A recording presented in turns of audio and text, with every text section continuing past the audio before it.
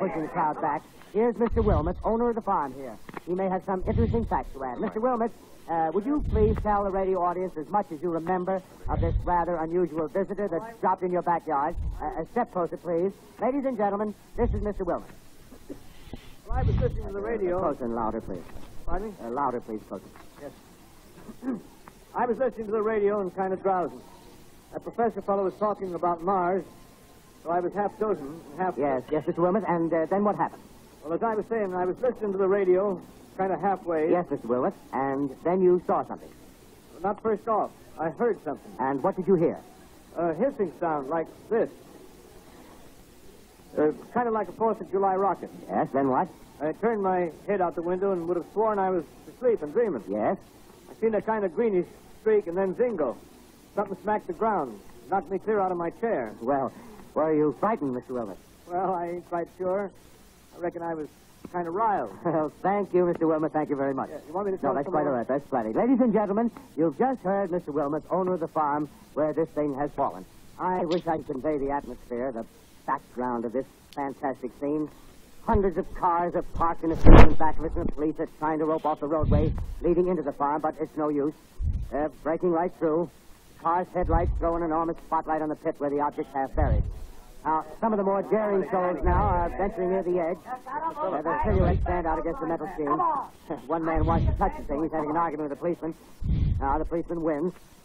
Now, ladies and gentlemen, there's something I haven't mentioned in all this excitement, but it's becoming more distinct.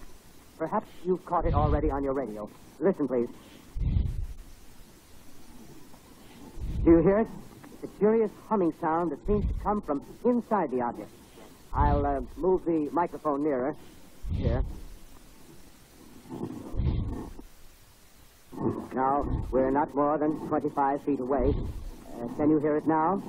Professor Pearson. Yes, sir. Can you tell us the meaning of that scraping noise inside the thing? Possibly the unequal cooling of its surface. I say, do you still think it's a meteor, Professor? What do you think? The metal casing is definitely extraterrestrial. Not found on this Earth. Friction with the Earth's atmosphere usually tears holes in a meteorite. This thing is smooth, and you can see its cylindrical Just a minute. shape. Something's happening. Ladies and gentlemen, this is terrific. This end of the thing is beginning to flake off. The top is beginning to rotate like a screw, and the thing must be hollow. Move it! Keep back there! Keep back there! Keep those men back! Keep back there! Keep those idiots back! Keep off! The top floor! Look out there! Stand back! Ladies and gentlemen, this is the most terrifying thing I've ever witnessed. Wait a minute. Someone's crawling out or something. I can see it turning out of that black hole through a luminous disc. The eye might be a face, might be almost there. But heavens, something wriggling out of the shadow like a gray snake. Now it's another one, and another one, and another one. They look like tentacles to me. I can see the thing's body now. It's large as a bear.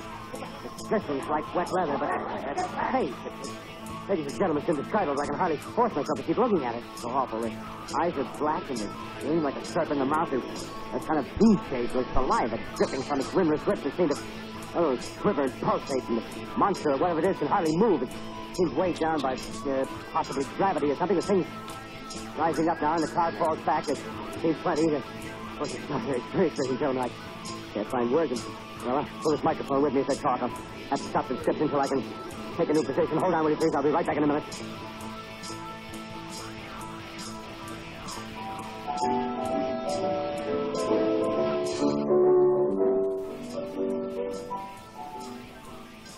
We are bringing you an eyewitness account of what's happening on the Wilmot Farm, Groversville, New Jersey.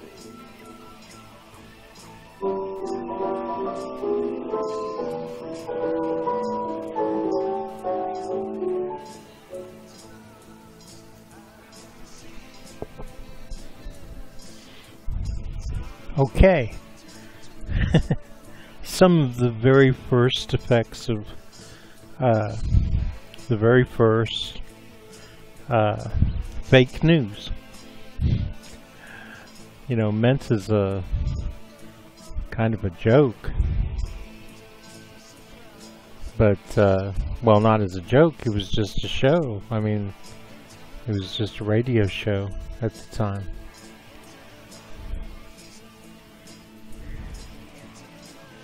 that apparently people committed suicide.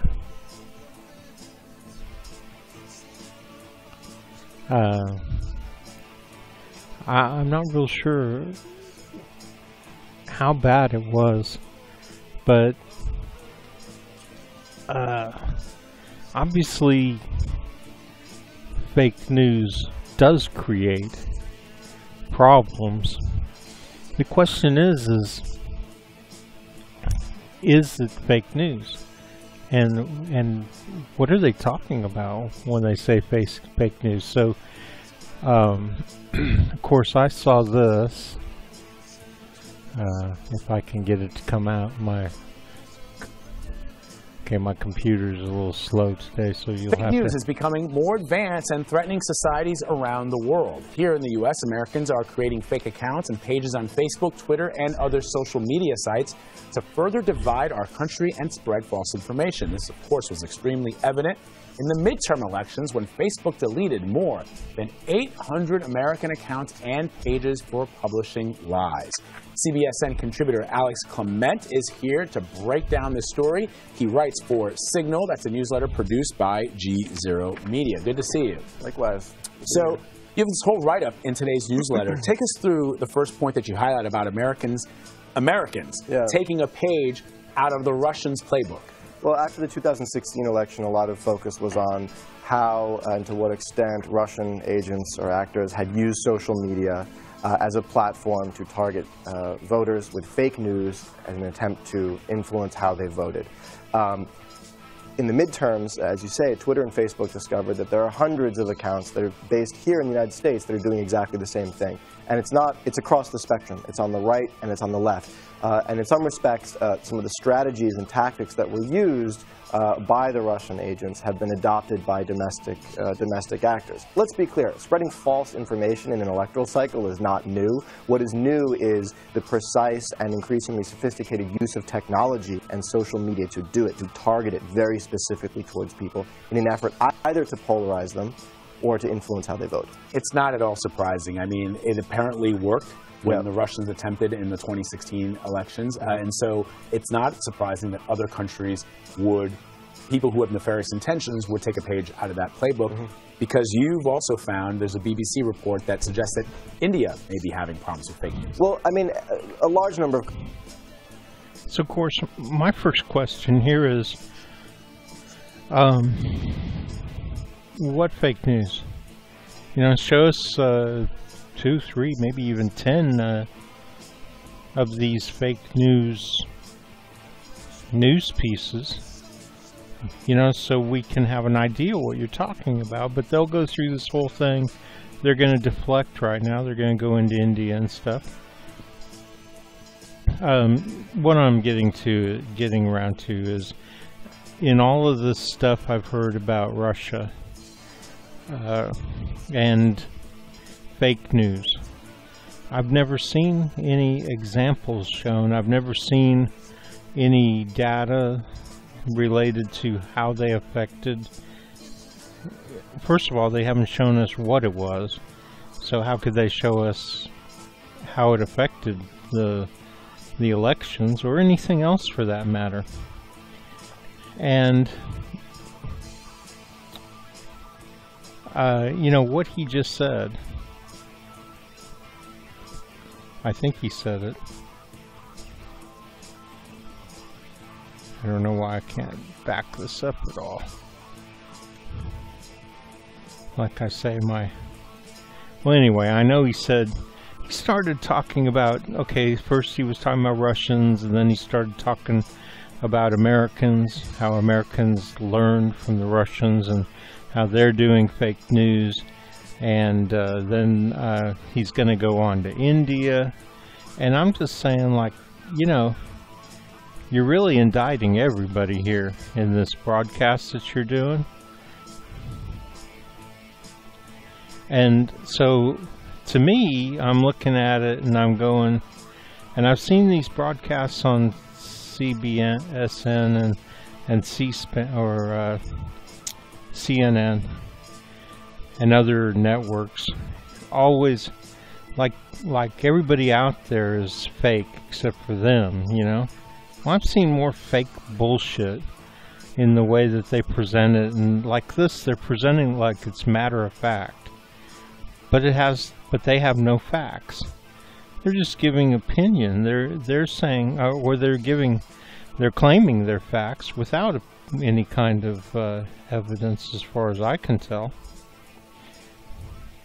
It seems to me like it's another case of the big guy picking on the little guy, right? Because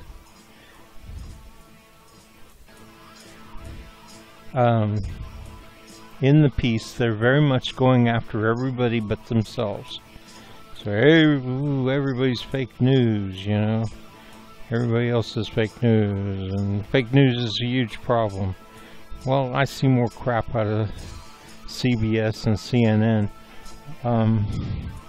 I'm probably even going to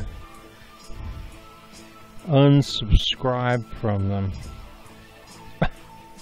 because they're filling up my subscribers notification list here where I go.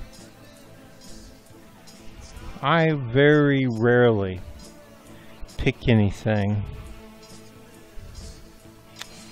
That's not it.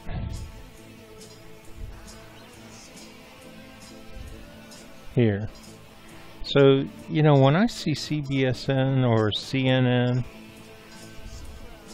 I almost always know it's going to be bullshit. If I see TYT Investigates, if I see Press TV, I don't mind usually, except for when they talk about stuff that they're involved in, like Syria or something, and they're usually bullshit when it comes to that. But CNN, I mean, and CBSN, CBS News,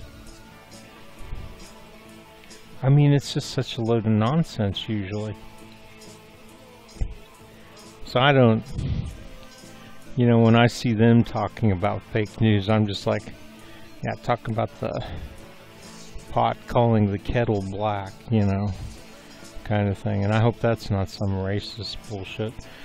So much of it's so hard to know, you know, from those old sayings like cotton picking. Think I ever knew what cotton picking meant until like 10 years ago? And I was like, no, kid, no, wait. Fuck. And there's a bunch of others, you know. I think we had some things we used to say that said coon in them. And I'm pretty sure that's like a disgusting racist comment. Anyway, so these... I just have no trust in these mainstream media pieces about fake news. It seems like they're just using it to run over everybody else. Where's your examples? What did somebody do?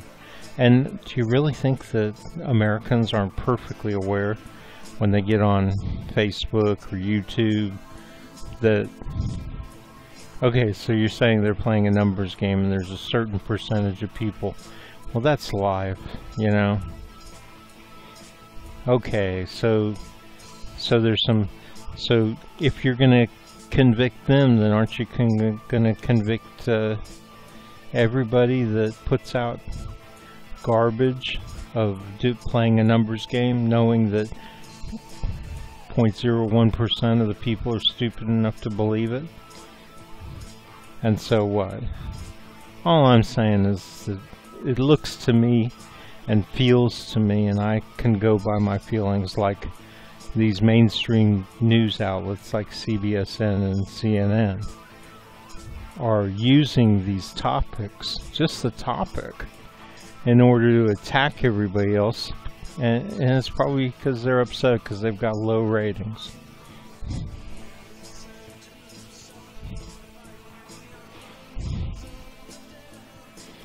Anyway, this is Progressive Democratic Party Headquarters News.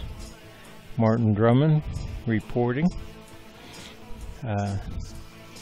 Hopefully not fake news.